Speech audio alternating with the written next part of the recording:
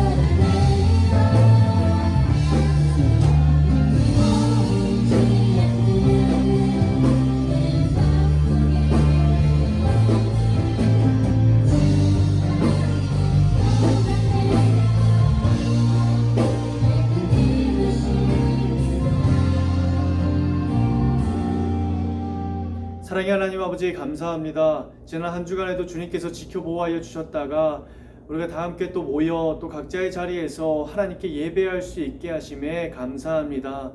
지난주까지는 우리가 예배에 대해서 함께 고민하고 나누어 보았습니다.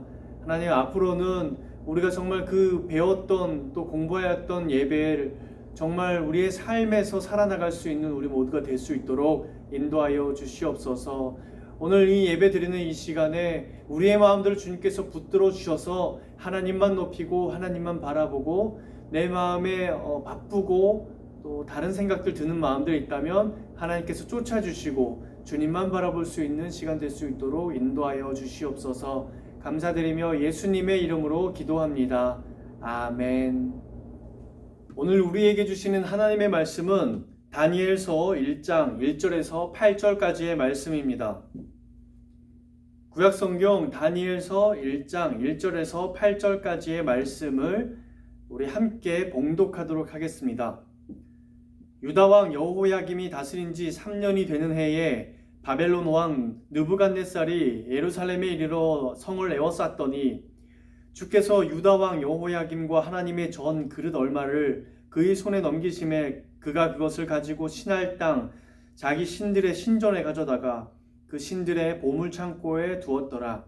왕이 환관장 아스부나스에게 말하여 이스라엘 자손 중에서 왕족과 귀족 몇 사람 곧 흠이 없고 용모가 아름다우며 모든 지혜를 통찰하며 지식에 통달하며 학문에 익숙하여 왕궁에 설 만한 소년을 데려오게 하였고 그들에게 갈대아 사람의 학문과 언어를 가르치게 하였고 또 왕이 지정하여 그들에게 왕의 음식과 그가 마시는 포도주에서 날마다 쓸 것을 주어 3년을 기르게 하였으니 그 후에 그들은 왕 앞에 서게 될 것이더라. 그들 가운데는 유다 자손 곧 다니엘과 하나냐와 미사엘과 아사랴가 있었더니 환관장에 그들의 이름을 고쳐 다니엘은 벨드사살이라 하고 하나냐는 사드락이라 하고 미사엘은 메삭이라 하고 아사랴는 아벳느고라 하였더라. 다니엘은 뜻을 정하여 왕의 음식과 그가 마시는 포도주로 자기를 더럽히지 아니하리라 하고 자기를 더럽히지 아니하도록 환관장에게 구하니. 아멘.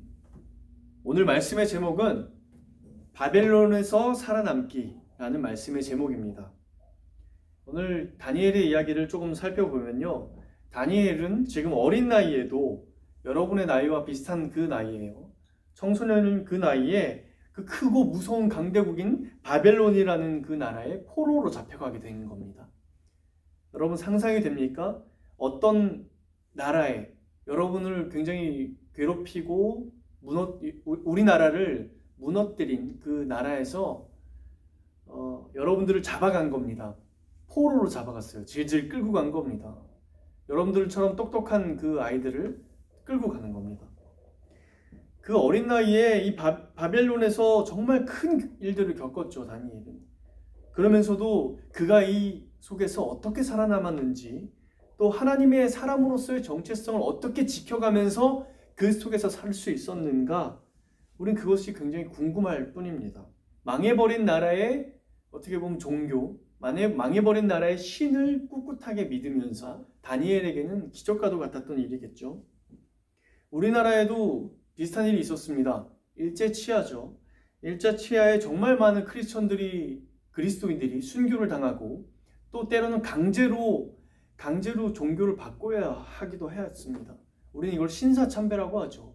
일본의 신사를 향해서 절을 하고 이 그리스도인으로서 정체성을 포기하게 되는 아주 굴욕적인 일들도 우리나라 기독교의 역사에 기록되어 있습니다.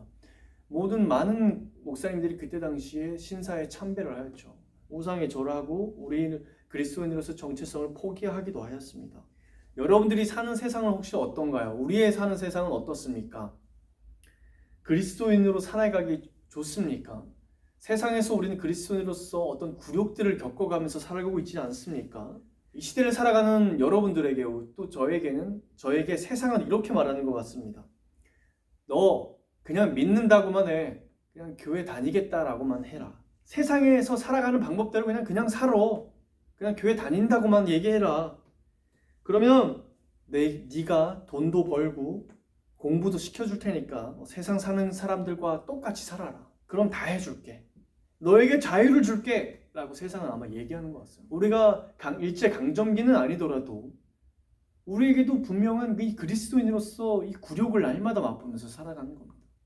누군가는 거기에 현실과 타협하면서 그리스도인 듯 아닌 듯 그렇게 살아가고 있지는 않습니까? 우린 그런 세상에서 살아가고 있다는 겁니다. 그런 세상에서 살아가기란 마치 이 바벨론의 포로로 잡혀간 이 다니엘이 살아가는 그 현실과 견주어 생각해 볼 때 어느 상황이 덜 힘들고 더 힘들다라고 얘기할 수 없을 정도로 마치 그 당시에 바벨론에 살아가던 다니엘과 오늘날 세상에서 살아가는 우리 청소년들, 우리들의 모습과 견주어 볼 때 누가 더 힘들다라고 누가 덜 굴욕적이다라고 이야기할 수 없을 것 같아요. 여러분에게 책 한 가지를 소개하려고 합니다. 바벨론에서 그리스도인으로 살기라는 책이 있습니다.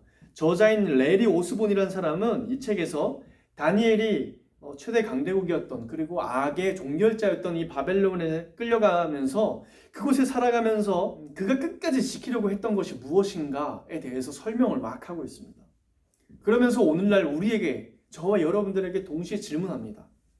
오늘 여러분들에게 주어진 삶 안에서 그리스도인으로 산다는 것은 무엇입니까? 여러분들이 그리스도인으로 산다는 것은 무엇입니까? 이런 질문들을 우리에게 던진다는 겁니다. 그의 책을 소개한 어떤 사람은 그의 책을 이렇게 평가합니다. 제가 한번 읽어드릴게요. 한번 이해가 되는지 한번 보십시오. 성경적 소망은 세상에 맞설 용기를 주고 성경적 겸손은 다른 사람에게서 신뢰를 받게 하며 성경적 지혜는 전체를 보는 눈을 갖게 한다. 우리가 속한 삶의 터전에서 실제로 이 품성을 살아낼 때 이 용어들은 성경책 속에 박제된 진부한 개념이 아니라 이 시대에 실제하는 능력이 된다. 무슨 얘기입니까? 너무 어렵죠. 성경적 소망이 뭐죠? 성경적 겸손? 또 성경적 지혜가 뭐죠? 잘 모르겠지만 이런 겁니다. 다니엘은 성경적인 그것대로 살았다는 거예요. 이것들을 실제적으로 그렇게 살아냈다라는 겁니다. 그게 뭘까요? 저는 여러분들에게 오늘 말하고 싶습니다. 이것이 그리스도인으로서의 정체성이다라는 것. 이 다니엘은 하나님을 믿는 사람으로서의 그 정체성을 끝까지 지키면서 그 바벨론에서 살았다는 겁니다. 먼저 천천히 한번 1절부터 한번 살펴볼게요. 여러분들도 성경책을 꼭 한번 봐주시길 바랍니다. 1절 말씀 보니까 이런 말이 나옵니다. 유다 왕 여호야김이 다스린 지 3년이 되는 해에 라고 되어 있어요. 여러분 유다 왕 여호야김 들어본 적 있습니까? 여호야김이 누구냐면요.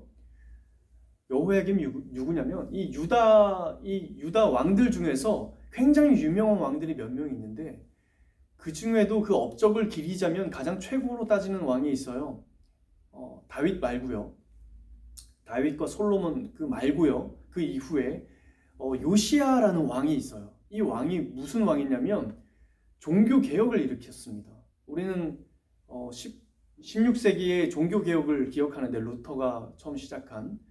그런데 이 유다, 이스라엘 이 땅에서도 종교의 개혁이 있었어요. 종교 개혁자 바로 이 요시야 왕이었는데 그가 뭐였냐면 성전 중심의 세상을 만들어 버린 거예요. 교회, 오늘날로 말하면 이 예배 중심의 우리의 일상을 만든 거예요. 엄청난 개혁을 했죠. 그 요시야 왕의 아들이 바로 이 여호야김이라는 왕입니다. 요시야 왕은 어떤 평가를 받냐면 이런 평가를 받습니다. 열왕기하 23장 25절 말씀 제가 한번 읽어볼게요. 요시야와 같이 마음을 다하여 뜻을 다하며 힘을 다하여 모세의 모든 율법을 따라 여호와께로 돌이킨 왕은 요시야 전에도 없고 후에도 그와 같은 자가 없었더라. 전에도 후에도 그런 자가 없었다라고 평가받을 정도로. 여러분 이런 평가 부럽지 않습니까? 세상에서 여러분을 평가하는 게 아니라 하나님께서 이렇게 평가하는 겁니다. 전에도 후에도 너 같은 사람이 없더라. 전에도 후에도 말씀을 너같이 따르는 사람이 없더라. 전에도 후에도 너처럼 이렇게 열심히 신앙생활하는 사람은 없더라. 너처럼 열심히 하나님을 믿으며 순종하는 사람이 없더라 라는 평가를 여러분 우리도 받고 싶지 않습니까? 세상의 평가가 아닌 그런 사람이 바로 이 요시야라는 사람이에요. 어떤 일화 중에 어떤 것이 있었냐면 제사장 중에 힐기야라는 사람이 있었어요. 힐기야가 성전을 보수하는 중에 성전을 수리하는 중에 창고에서 어떤 아주 오래된 문서를 하나 발견합니다. 그것이 하나님의 말씀의 책이었어요. 당시 얼마나 이 말씀이 얼마나 이렇게 비천하게 여겨졌냐면 창고 속에 처박혀 있었던 거예요. 창고 속에 처박혀 있었던 이 말씀을 힐기야라는 제사장이 우연히 발견하게 되고 그것을 요시야에게 가지고 나와서 보여줍니다. 그리고는 그 말씀을 보고는 요시야가 이런 반응을 보입니다. 성경에 이렇게 나옵니다. 왕이 그 율법책의 말을 듣자 곧 그의 옷을 찢으니라. 말씀을 읽고 옷을 찢어버리는 왕이었어요. 얼마나 비탄했습니까? 말씀을 그제서야 발견한 거예요. 와, 우리가 이렇게 살아서는 안 되겠구나라고 생각하고 그것을 너무 통탄히 여겨서 옷을 찢어버린 거예요. 그런 사람이 바로 요시야였고 오늘 말씀의 배경이 되는 다니엘이 살았던 그 시대의 왕이 요시야의 바로 아들인 여호야김이 다스리던 때였어요. 여러분 어떤 일이 일어났나요? 종교개혁을 일으키고 그 아들이 왕이 되었을 때 나라는 완전 망해버린 거예요. 어떻게 되었을까요? 여호야김의 이 생활은 완전히 반대였어요. 불행하게도 완전히 다른 모습을 보입니다. 예레미야 36장 23절의 말씀에 보면 여후디가 서너 쪽을 낭독하면 왕이 면도칼로 그것을 연하게 베어서 화롯불에 던져서 두루마리를 모두 태웠더라. 무슨 얘기냐면 제사장이 이걸 하나님의 말씀을 낭독을 하면 왕이 그것을 듣고 있다가 아주 날카로운 칼로 그 문서를 하나하나씩 다 잘라버렸다는 거예요. 그리고 그걸 화롯불에다 던져서 태워버렸다는 거예요. 다 불태워버렸다는 거예요. 얼마나 대조됩니까, 여러분? 여호야김은 그 말씀보다는 강대국에 의지하기를 원했어요. 바벨론이나 애굽이나 그 당시에 강대국들 있죠. 강대국에게 철저하게 의지했던 왕이 바로 이 여호야김 왕이었다는 겁니다. 슬프지 않습니까? 분명히 그리스도인이라고는 하는데 말씀에 근거한 것이 아니라 상황이나 아니면 유명한 사람의 말에 따라서 좌지우지 되는 것. 그것이 우리의 모습 아닙니까, 사실? 그 상황에 유다는 바벨론의 포로가 되어버렸습니다. 왕이 그러는 사이에 유다는 완전히 바벨론의 포로가 되었고 다니엘도 그 와중에 바벨론으로 끌려가는 겁니다. 자, 이제 바벨론은 포로로 잡아온 이 젊은 학생들, 똑똑한 학생들에게 바벨론의 문화와 학문들을 강제로 배우게 했던 거예요. 자, 4절 보니까 이런 말씀 나옵니다. 갈대아 사람의 학문과 언어를 가르치게 하고 그들의 문화들을 가르쳤던 거예요. 학문들을 막 가르쳤던 거예요. 주입시켰던 겁니다. 그리고 왕의 음식과 그가 마시는 포도주에서 날마다 쓸 것을 주어 3년을 기르게 하였습니다. 3년 동안 왕이 먹던 음식을 같이 먹고 왕의 포도주를 함께 먹었습니다. 3년 동안. 그러니까 뭡니까? 그 유대 사람들, 그들은 완전히 하나님의 자녀로서 어렸을 때부터 아예 태어났고 자랐어요. 그런데 갈대아, 그러니까 바벨론에 끌려와서는 이제 모든 게 다 바뀌는 거예요. 그들이 이제 먹는 음식도 바벨론의 음식이고 음료수도 포도주, 이 바벨론의 왕이 먹던 포도주를 마시게 되었고 배우고 듣고 모든 접하는 모든 문화까지도 다 바벨론의 것이었어요. 다 우상이었죠. 우상에 근간한 학문이고 우상에 근간한 문화였다는 거예요. 오늘날 우리도 좀 비슷하지 않아요? 우상은 아닐지라도 다 문화, 우리가 접하는 모든 학문, 우리가 모든 먹고 마시는 모든 것들이 그냥 다 마음대로의 것이에요. 이것이 어떻게 하나님의 말씀에서 기인한 것들이 있나요, 혹시? 많지는 않은 것 같아요. 그 속에서 바벨론 속에서 이 다니엘이 어떻게 살았나라는 거예요. 이 바벨론의 세뇌 정책이라고 볼 수 있어요. 유대 민족을 완전히 바꿔버리는 거죠. 세뇌시키면서. 이 정책이 여기서 끝난 것이 아니라 그들이 이름을 바꿨다고 나와 있습니다. 이름을 바꾸었는데 이렇게 나옵니다. 다니엘의 원래 이름은 하나님은 나의 심판자라는 의미예요. 다니엘, 하나님은 나의 심판자. 근데 그의 이름이 뭘로 바뀌었냐면 벨드사살이라고 바뀌었어요. 이건 벨드사살. 이건 무슨 뜻이냐면 이 벨이라는 건 바벨론의 신, 이 우상을 말하는 겁니다. 바벨론의 우상인 벨왕. 벨왕이요 나의 생명을 보호하소서라는 뜻이에요. 완전히 바뀌는 거죠. 정체성이 완전히 다 바뀌는 거예요. 여러분들의 이름은 뭡니까? 저의 이름은 여호와 이레지만 예를 들어 이것이 바뀌는 거예요. 하나님의 여호와 이레의 이름이 완전히 무슨 다른 이름으로 바뀌는 겁니다. 여러분들의 그리스도인으로서의 그 정체성은 무엇입니까? 세상은 우리들에게 다 바꾸어 놓는 거예요. 우리의 정체성을. 너는 하나님의 자녀가 아니라 그냥 너가 아직도 죄 중에 있었을 때 마귀의 가르침에 따라서 마귀가 너희들이 이끄는 대로 살았던 것처럼 너희들은 그냥 살 거야. 그냥 몸만 주일에 교회만 갔다 와. 그냥 너희는 아직까지 마귀 아래에 있어. 라고 이렇게 주입하는 겁니다. 계속 우리에게. 다른 친구들의 이름들도 다 바뀌었어요. 원래는 유대 이 하나님에 관련된 이름이었다가 다 바뀐 겁니다. 정체성을 완전히 싸그리 바꿔버리는 거예요. 엄청 무서운 정책이었죠. 그런 세상에서 이 다니엘의 대응은 정말 대단하였죠. 누구도 그렇게 지키지 못하였어요. 너 이제 다 바꿔. 너가 먹는 음식, 너가 접하는 학문 모든 거 다 바뀔 거야. 근데 그거 안 바꾸면 너 죽을 거야. 라고 얘기하는데 다니엘은 거절합니다. 말씀 보면요.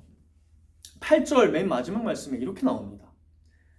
그가 왕의 음식과 그가 마시는 포도주로 자기를 더럽히지 아니하리라. 그러니까 다니엘은 생각하기에 왕의 음식과 포도주는 나를 더럽힌다라고 생각한 거예요. 그러니까 이것은 거룩하지 아니하다라고 여긴 거예요. 다니엘이. 이것이 음식이 지저분한 음식이 아니라 이 음식이 나를 더럽히겠다라고 판단한 겁니다. 거룩하지 아니하다라고 판단을 한 겁니다. 그것을 다니엘은 끝까지 지켜냈던 거예요. 여러분, 이것이 그리스도인으로서 살아남는 방법이에요. 우리가 세상에서 아무리 우리가 세상 속에 살아간다고 하더라도 우리가 포기하지 말아야 될 것이 있는 겁니다. 세상에서는 우리에게 끝까지 계속해서 이야기해요. 너 교회는 다녀? 그래, 믿는다고 해. 누가 뭐라고 안 해. 그건 자유니까, 신앙의 자유니까. 교회 다녀, 열심히 살아, 알았어. 그런데 세상에서 원하는 건 너 원하는 대로 행동해야 돼. 세상의 방법대로 살아나고 너의 인생의 목표는 돈과 명예와 모든 다른 사람들을 짓밟고서라도 너가 정상에 서야지. 이것이 뭡니까? 세상의 가치관이에요. 가치관은 세상의 방법대로 살아가면서 우리의 몸은 때로 일주일에 한 번 교회에 왔다 갔다 합니다. 여러분, 이것이 그리스도인입니까? 그리스도인으로 살아남기 세상에서 너무나도 힘들어요. 마귀는 우리가 이전에 죄 가운데 있었을 때 마귀는 우리를 질질 끌고 다니면서 우리를 조종합니다. 서슴지 않고 악을 행할 수 있도록 우리를 끌고 다녀요. 우리가 이전에는 마귀에 조종당하면서 그렇게 나쁜 일들도 그냥 서슴지 않고 행했습니다. 그러나 우리가 그리스도인으로 살아남는 방법은 무엇이냐면 다른 정체성을 가지고 있는 거예요. 나? 아니야. 그것이 나를 더럽힐 거라고 생각하는 것들은 과감하게 차단할 수 있는 것, 거부할 수 있는 것. 여러분, 그것이 바로 다니엘이 행했던 자유의 권리예요. 나 그거 안 할 권리가 있어. 내 양심에 따라서 그거 안 해. 그거 아니야. 그건 잘못되었어. 그건 옳지 않아. 라고 이야기할 수 있는 거예요. 내가 실제로 거기에 동화돼서 살아가는 것이 아니라 거부할 수 있는, 선택할 수 있는 것. 여러분, 이것이 진정한 자유입니다. 선하고 악한 것들 가리지 않고 내가 모든 것들 다 하는 것이 자유라고 세상은 말하죠. 마귀는 우리에게 그렇게 속삭이는 거예요. 너 교회 다니면 못하는 거 너무 많아.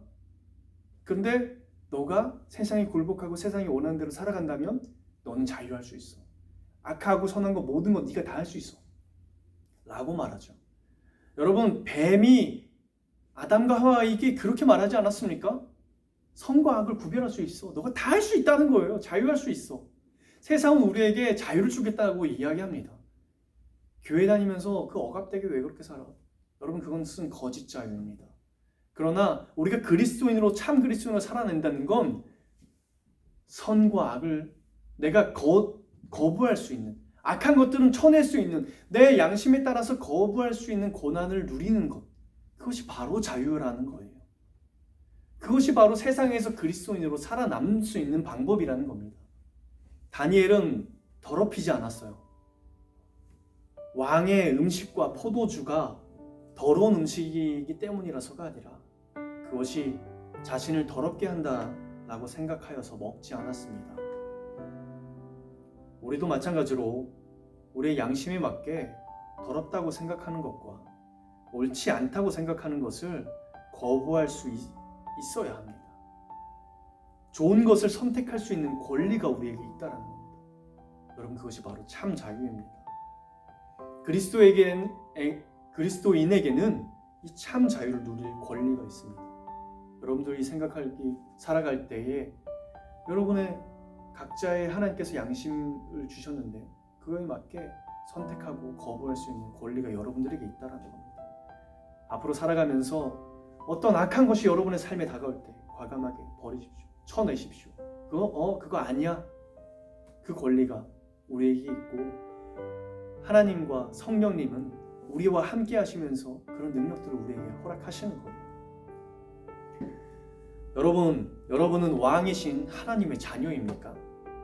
세상을 다스리시는 이 하나님의 자녀인 우리는 이제 이 마귀의 이끌림에 끌려다니지 않을 자유가 있습니다.